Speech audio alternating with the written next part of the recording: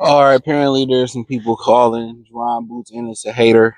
Um, Brian Norman Sr. He called him a hater for basically, I guess a reaction he had drawn to Crawford winning was it's boxing. I mean, people brought up the fact that he went to sleep. I watched Bruce MF Vane video, and he said that he didn't have him on his wild Mount Rushmore. Let me say this about the Mount Rushmore.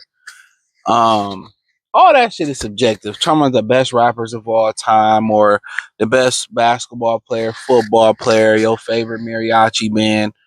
You got to understand, it's more about favorites. Anything. That's why you do a top 25 MC list, top 20 singer list, rock band. It's subjective. It's just like, don't take it personal. Like, it's just somebody's opinion. Like, it's more of a favorites list. That's how I look at it. And I know people, what's so funny, let me say this first and foremost. I did the video on Crawford getting pulled over, and everybody focused on the part of them not knowing who Crawford was or possibly didn't know who he was, right? And my thing is this, none of y'all niggas commented on what I said.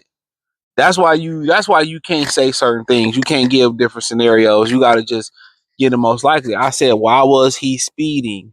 Why was he reckless driving? That's it.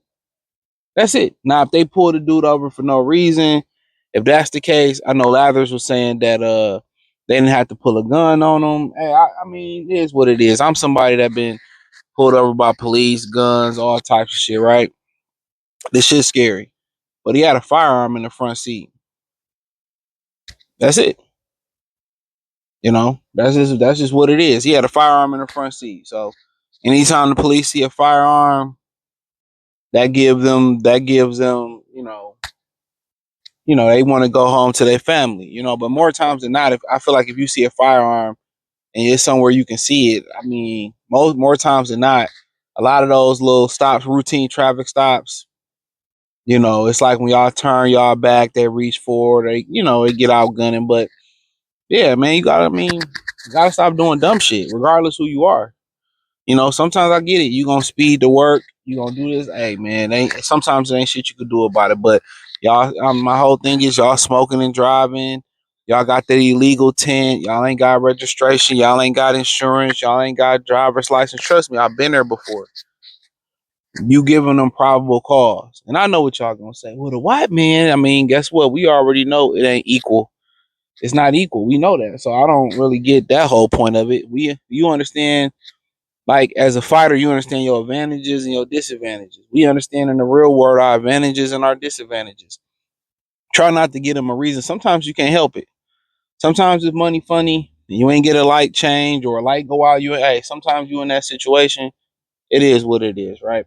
But back on topic, the daddy love Crawford. He says one of the greats, but just because he not, let me say this to Bruce, just because Bruce don't want to put him on his Mount Rushmore, that's me. That I don't hold that against him. And let me say this as well too. Um, it's hard to put your contemporaries on the Mount Rushmore while you still active. While y'all still active, they rivals. They rivals.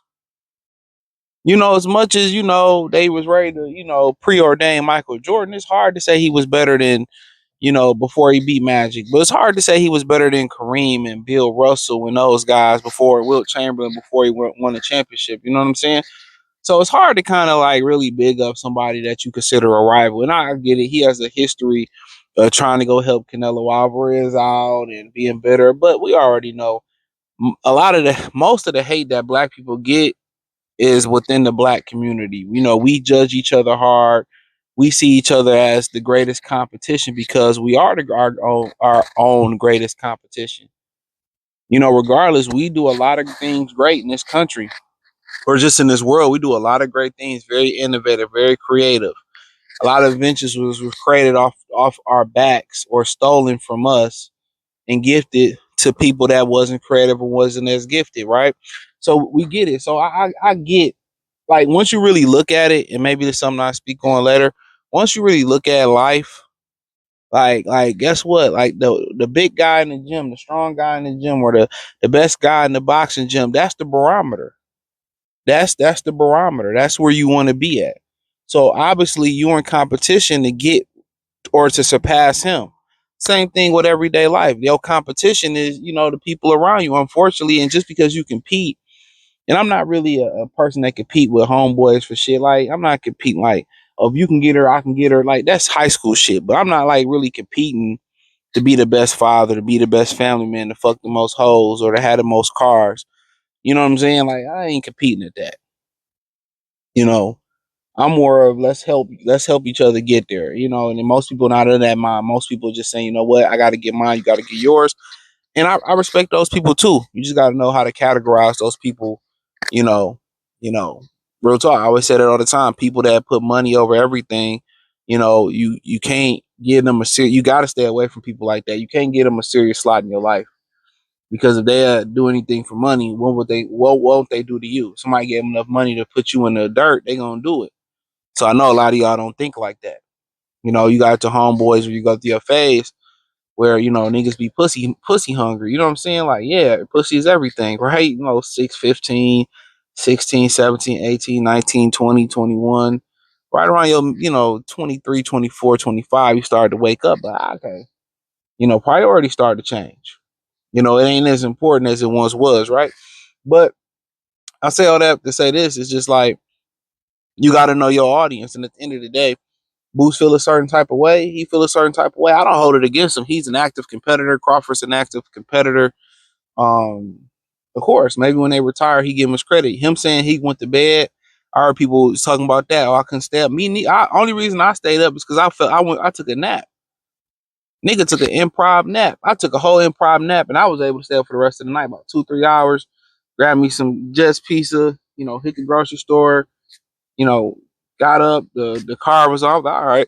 Because once I did all that, I was like, man, I'm just going to go to sleep, go back to sleep until the car come back on. And I was like, oh, the car on, and I was like, I guess I'll stay up and watch this shit, right? Because I was gonna take a nap into the main, but little did I know that shit didn't come on till like 1 in the morning. So that wasn't hate, but Brian Norman Jr. Senior, he got a problem with Jaron Boots Ennis. So that whole negotiation. Anytime he could take a jab at him, he gonna take a jab at him, and but I think a lot of this really started from the foundation was him going to train with Canelo Alvarez. And then what really sparked it, which I think didn't get enough, I think it wasn't a big enough story. What really sparked it was the fact that, he asked Canelo Alvarez to go train with him. Now, when I first broke the news, because I heard about it on the streets that he was going to spar with Canelo, this was months before the fight. And people was like, oh, it's not a big deal. And then, Mexicans were saying, hey, he asked to spar with Canelo. And then, if Canelo broke the news, he asked to come spar with him. Then Philly niggas started moving the goalposts back. That's what I told y'all, man. Everybody pro-black until it come to them. When they call, oh, but me, man, I done heard some of these niggas talk so black, man, and they live in art, come on, man. Pookie and Ray Ray and drug dealers and, people like that, unless you selling it to other communities, they can't be pro-black, bro. You somebody that created a broken home, you can't be broken pro-black, a black home, you can't be pro-black. So miss me with that. And just be real. If you ain't take care of your responsibilities as a man with a woman, as far as your children and all that, you can't be pro-black, right? If you're a woman and you left a good black man and or you stuck him up for child support, you ain't pro-black. Real talk. So niggas need to evaluate their lives, because if we really want to put ourselves on the pedestal we need to be at or be on top like it used to be, come on, sacrifices can be made. Y'all can't even make the sacrifice not to wear Gucci. Y'all can't make certain sacrifices. So that's why I be looking at, like, man, really, you gotta do what's best for you. And what's best for you is dating out or doing business deals with the others. It is what it is. I tried to get money with black people before. It's hard to do so. It's hard to invest with black people because then they want their money next Tuesday. They don't want to wait 3, 4, 5 years down the line and build. So I get y'all. Like, I'm not knocking y'all for whatever y'all choose to do. I ain't knocking if you choose to be a coon. Just identify as a coon. I'm not mad at it. But a lot of too many times these dudes be trying to act like they us, and that's why I did the Crawford video. I wasn't even gonna speak on it because I did that particular video about the police because these niggas always be talking like, they always be talking all this, this how can I say it? This commercial friendly type shit. They try to, they don't try to speak on certain things, and they, only time they really start condemning niggas is when niggas start turning against them and they going for somebody else, and oh man, I'm mad at my people and all that. Man, I don't get into that shit, man. Them niggas that who shoot a jump shot, them niggas that throw a jab and all that, man, fuck them. Fuck most of them niggas. Them niggas don't stand on shit, bro. They don't stand on shit, bro. They in it for them, and I ain't mad at it. Feed your family, do what you gotta do, but nah, that shit happen. That shit happen to regular niggas every day. Regular black men every day. Them niggas not above reproach. They not above us. Real talk. We need to stop worshiping these motherfuckers, man, because they don't get two dams in the what about you. And that's just how I feel about it, man. I'm on that type of mean streak right now, but it is what it is. I ain't holding nothing against nobody, man. But it's hard. It's hard somebody that you competing against, just in passing, to say he's so much greater than y'all. Y'all both active, so I don't really hold it against him, bro. Like I get it. But when you got the history of doing some whole shit or going to train with Canelo, I also get the other side. But hey, thumbs up the video, share the video, subscribe to the channel, hit the link tree. Join the Patreon. I'm about to really put a lot of effort into it, man. More effort. I dropped 2 videos on the Goodfella TV Patreon. I think if I get to it tonight, depends. Norman and Haney should be going up, but I dropped 2 really good videos on the Patreon for your health, testosterone. A lot of y'all may be struggling with testosterone, and you may not even know it. So check that out. And I did one about blood flow and the importance of blood flow throughout the body and in your sexual function as well too. So continue to update the other side. So 7 videos for Free Game 89. I think I commit to like 3 or 4, probably 3 or 4 for the Goodfella TV, but they'll be really, really good ones. Stuff. I'm gonna have a series where I talk about things that I take that I gatekeep as far as just overall vitality, health. I mean, if you bald in, I mean, if you want grooming help about what you could put in your hair, what you can take, all that stuff. I'm gonna have all that stuff as far as shit for your feet. I mean, things that you can get done for wellness and health, especially guys. I feel like guys don't really put, much effort into their health. You know what I'm saying? And let alone from like, running and jogging. I mean, like health as far as getting your feet done, your nails done. I mean, as far as like little things that I've seen that you spend a little money on, and it goes a long way with chronic pain and all that type of stuff. So, you want to lower your estrogen levels, or want to boost testosterone levels, or you want to help with stress, or you want to